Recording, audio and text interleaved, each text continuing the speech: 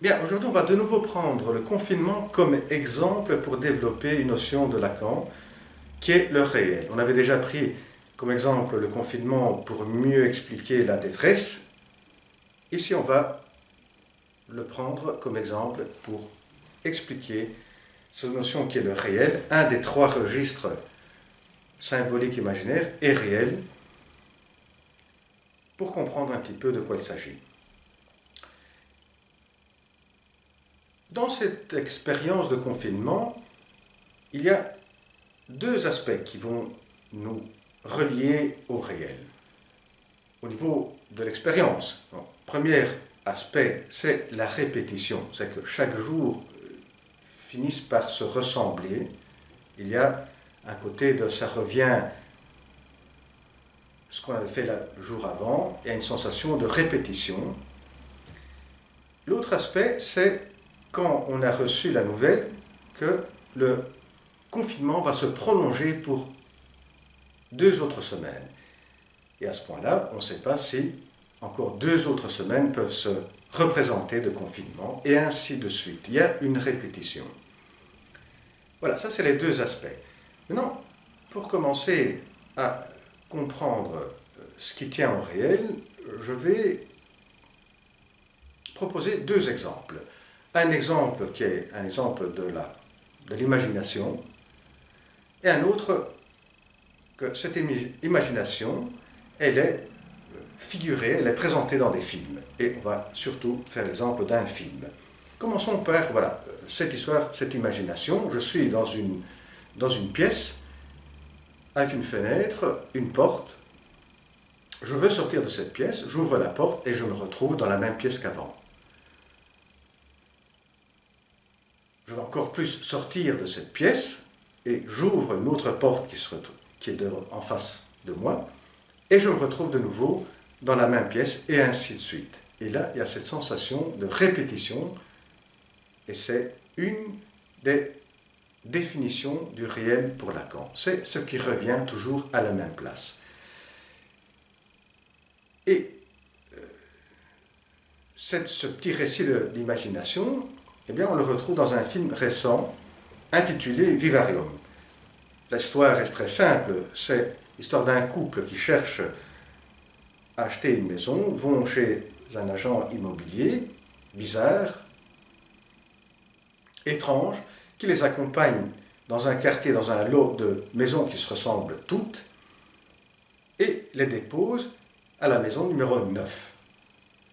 Quand ils rentrent dans cette maison, l'agent disparaît et ce couple reste un petit peu dans cette maison, après veulent partir, ils prennent la voiture et quand ils prennent la voiture, ils vont faire le tour ils vont parcourir des rues et vont se retrouver toujours au même endroit, à la maison numéro 9, la maison qui avait été attribuée par cet agent bizarre. Et cela se répète pendant toute la journée jusqu'à quand ils n'ont plus d'essence. La voiture s'arrête et elle s'arrête à la maison numéro 9. Et là aussi, on voit la répétition. Ce qui se répète, c'est qu'ils vont se retrouver toujours au même endroit, malgré les efforts qu'ils font. Et là, on retrouve cette définition de Lacan du réel. Le réel est ce qui revient toujours à la même place. De même, quand le protagoniste prend l'échelle, monte sur le toit de la maison, pour regarder où est-ce qu'il pourrait aller, la direction à prendre pour sortir de ce quartier, il va se retrouver avec une infinité de toits, de maisons qui sont toutes identiques. Et là, il y a un autre aspect qui apparaît, c'est l'absurde, c'est absurde, c'est-à-dire qu'on n'arrive pas à comprendre, et que ce soit le protagoniste et nous qui regardons le film, on ne sait pas donner une explication à cela. Et cela, c'est le deuxième aspect de ce qui définit le réel. C'est le réel est ce qui revient toujours à la même place et échappe à la symbolisation. On ne sait pas lui donner une explication, on ne sait pas l'insérer dans un tissu symbolique. Cela est le propre du réel. Eh bien, ces deux aspects, voilà, qui se matérialisent un petit peu dans cette expérience qu'on est en train de faire avec le confinement. Il y a, je vous disais, deux aspects du confinement qui tiennent à cette définition, première définition du réel, c'est qu'il y a une répétition, il y a quelque chose qui va se répéter, et avec cette prolongation, une sensation peut nous prendre, qui est cette sensation, qui est un réel, quelque chose qui n'échappe pas, qui va se représenter, qui revient à la même place. Et l'autre aspect se présente aussi de manière moins intense, qui est l'explication. C'est-à-dire que quand vous allez regarder par la fenêtre des personnes qui se promènent pour des raisons admises, aller faire les courses, aller au travail, vous avez la sensation qu'il n'y a rien qui puisse expliquer ce danger. Donc le danger n'est pas présent, on ne le voit pas. Ce n'est pas comme s'il y avait une guerre, qu'on reste confiné parce qu'on a peur de sortir, parce qu'on sait qu'il y a l'ennemi. Ici, l'ennemi est invisible. Donc, à cet aspect de oui, on sait pourquoi on est confiné, s'ajoute un aspect qu'on ne sait pas. On ne sait pas effectivement. Ça échappe un petit peu à une symbolisation, à pouvoir l'insérer facilement dans un tissu d'explication, un tissu symbolique. Donc vous voyez comment ces deux aspects qui définissent le réel sont réunis. Et pour terminer, dans le titre de la vidéo, j'ai mis dépression. Parce que dans la dépression, ces deux aspects du réel sont très insistants, sont très, très fort présents. Maintenant, concrètement, qui va rentrer effectivement dans la dépression? Il faudra tout de même un autre aspect propre à chaque personne.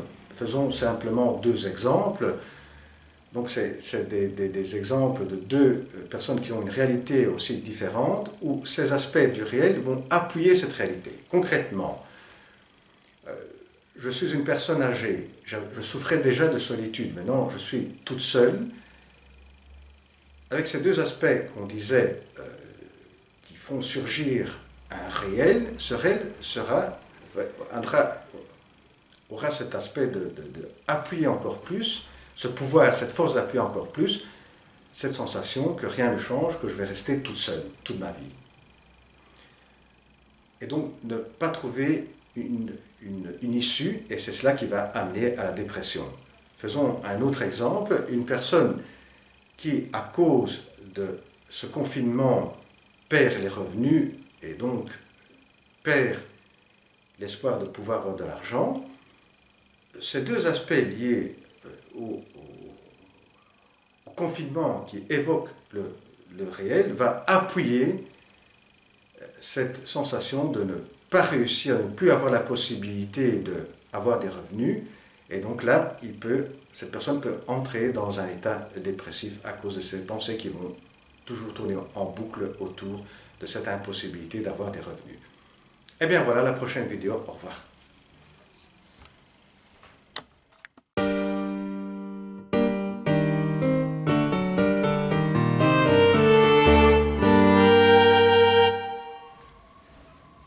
Bien, aujourd'hui on va reprendre le confinement comme prétexte, comme exemple, pour développer une notion de la psychanalyse, et ici une notion de Lacan très importante, qui est le registre du symbolique. On avait déjà consacré deux vidéos au symbolique, un sur le signifiant et l'autre sur les trois registres symboliques, imaginaire, réel. Et quand on avait abordé le signifiant, on avait bien dit que le symbolique est le registre du fonctionnement du signifiant. Et là, ce développement, Lacan le opère à travers une relecture de tout l'enseignement de De Saussure. Ici, on verra bien un autre aspect très important, parce que celui-ci ne suffit pas pour expliquer le symbolique, le registre du signifiant.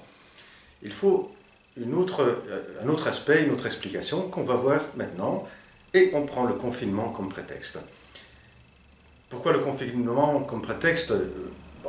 Parce que j'ai fait deux rêves lors de ce confinement, alors que c'est un genre de rêve que je fais jamais, je suis très attentif à mes rêves, et c'est maintenant que apparaît ce type de rêve.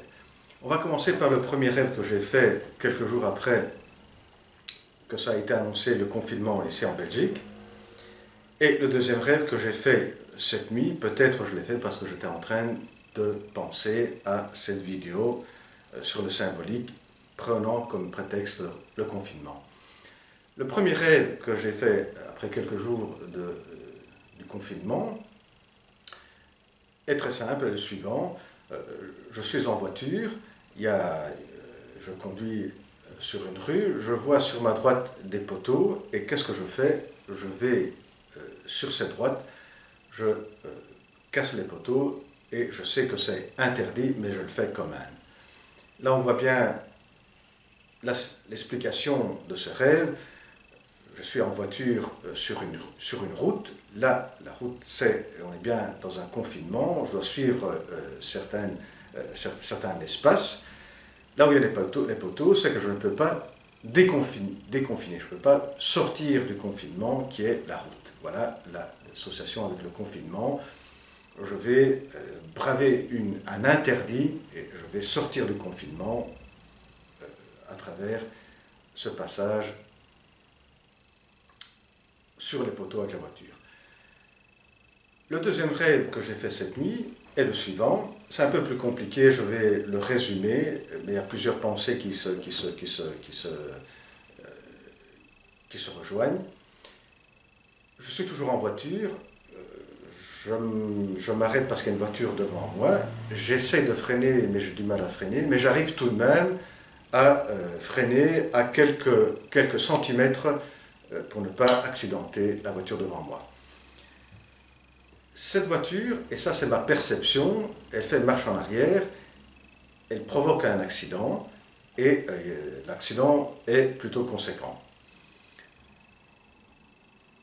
Le fautif, apparemment, c'est moi, parce que c'est moi qui est derrière.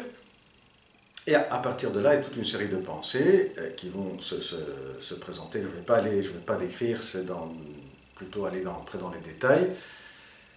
Et l'histoire, c'est que cette personne donc, se présente comme celle qui a subi l'accident, alors que je suis convaincu que ce n'est pas le cas. Et on n'arrive pas à trouver une entente, je commence à penser à faire appel à un avocat et trouver des preuves pour démontrer que je ne suis pas fautif. Voilà, ça c'est les deux rêves. Alors, le premier rêve, qu'est-ce qui met en route? C'est qu'à partir du moment où il y a une loi, la loi du confinement, un désir va se présenter. Et là, on voit les deux aspects qui sont très fort liés, la loi avec le désir. Le désir est donc aussi le surgissement du sujet. Et c'est cet aspect qui va être très important pour le registre du symbolique, comme l'a développé Lacan. Là, Lacan se réfère à Lévi-Strauss, comme je disais, c'est le premier aspect qu'on avait développé comme caractéristique du symbolique, le symbolique comme le registre du signifiant était une relecture à partir de Saussure. Ici, la référence est directement liée à Lévi-Strauss, pour lequel le passage de la nature à la culture se fait grâce à l'interdiction de l'inceste et la circulation de la parole. Donc c'est la loi qui va, dans ce cas, c'est la loi, l'interdiction de l'inceste qui va permettre le passage de la nature à la culture. Et Lacan va reprendre ça, de la loi, donc de ce passage de la nature à la culture qui s'opère à travers la loi. Et la loi, pour Lacan, est de l'ordre de fonctionnement du langage, de l'accès au langage et du surgissement du sujet et par conséquent. Et Lacan va expliquer que ce passage se fait à travers le nom du père et donc de l'Édipe et l'interdiction de l'inceste. Vous voyez comment les termes se mettent ensemble. L'interdiction de l'inceste, c'est le nom du père qu'il a introduit.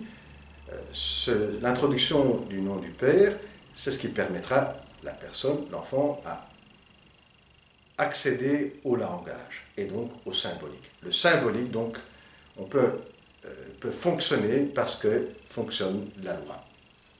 Voilà, j'ai un peu résumé.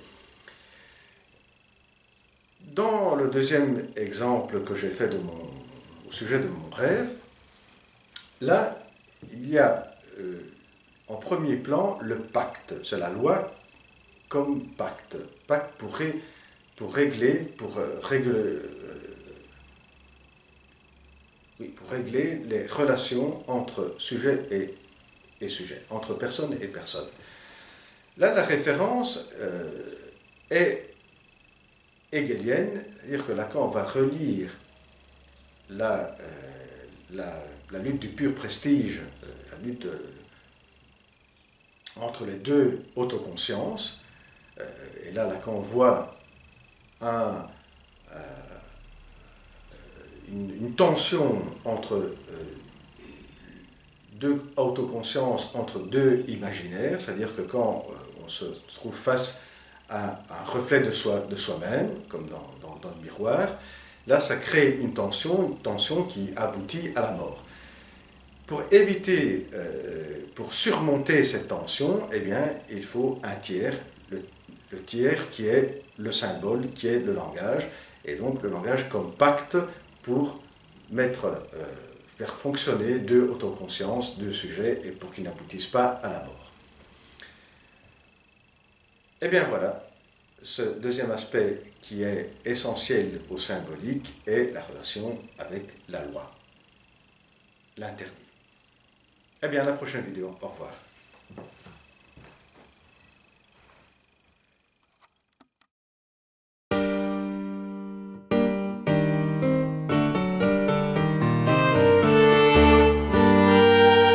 Aujourd'hui, on va consacrer une vidéo au confinement et l'imaginaire.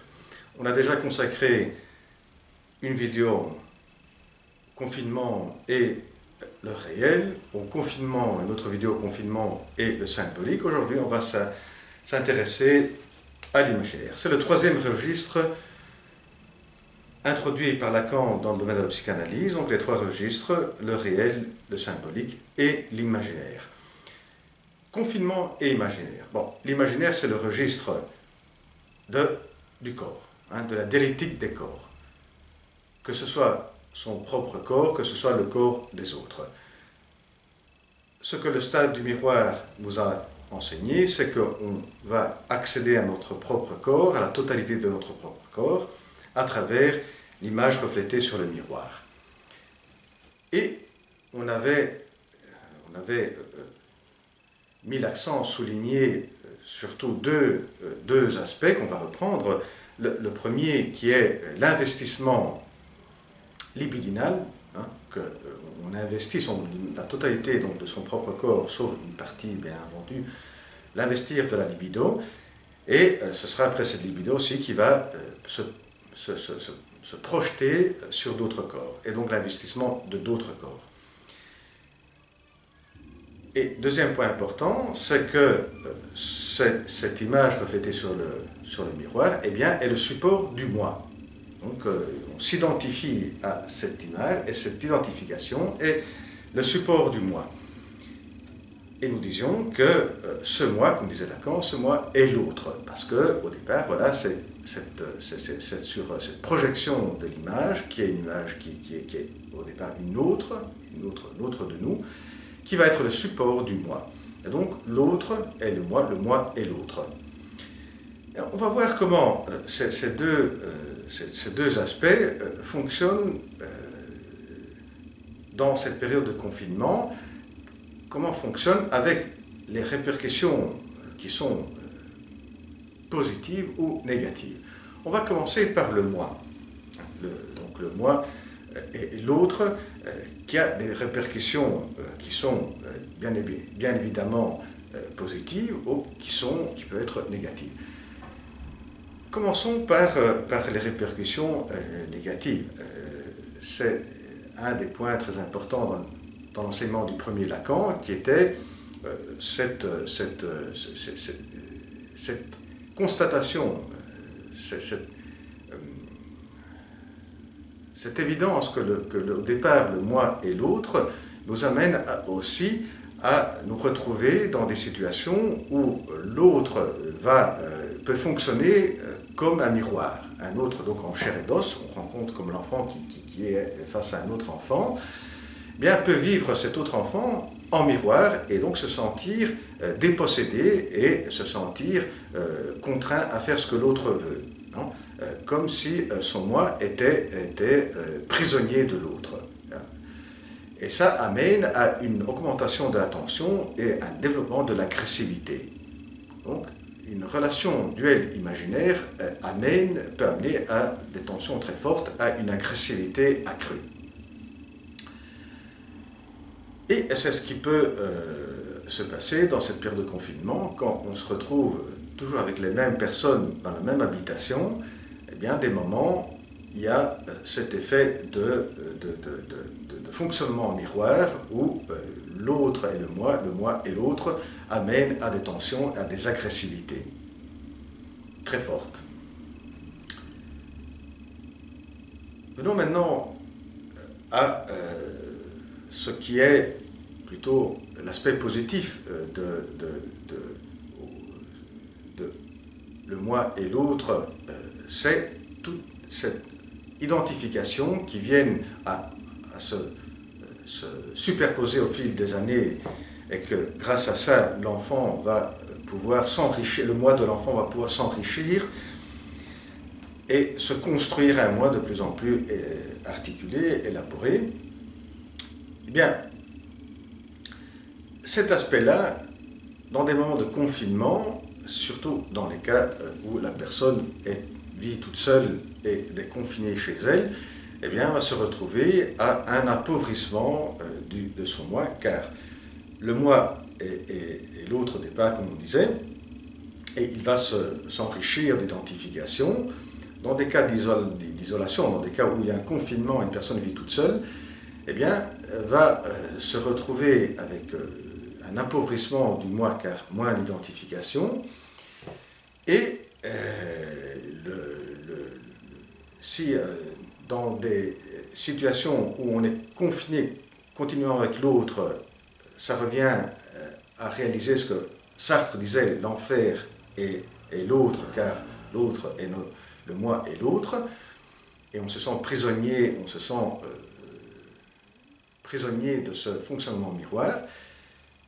Si, par contre, on est confiné sans quelqu'un d'autre, le moi qui s'est constitué à partir des autres, ne pouvant plus rentrer dans cette dialectique d'identification avec l'autre, se sent appauvri et le moi devient de plus en plus fragile.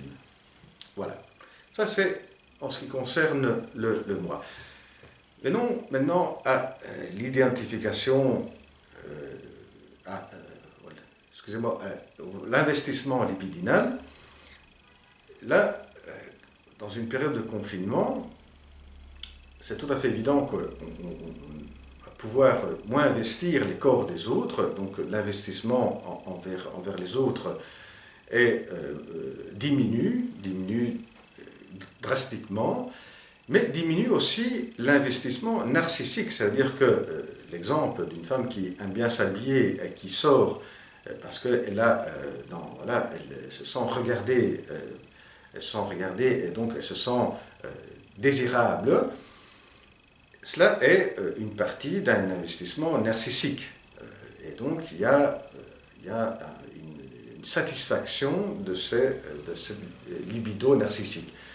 Dans des périodes de confinement, cela diminue drastiquement. Donc l'investissement, donc les satisfactions de la libido narcissique diminuent aussi comme diminuent les satisfactions d'investissement des corps des autres. Certainement, pour pallier à tout cela, il y a le web, Internet, qui permet de poursuivre à la fois de se revoir soit dans l'autre, l'autre dans soi, et aussi de continuer de poursuivre certains investissements, mais certainement avec des difficultés que ce n'est pas, ou des complications que ce n'est pas cette vidéo, ce n'est pas l'objet de cette vidéo. Eh bien, à la prochaine vidéo. Au revoir.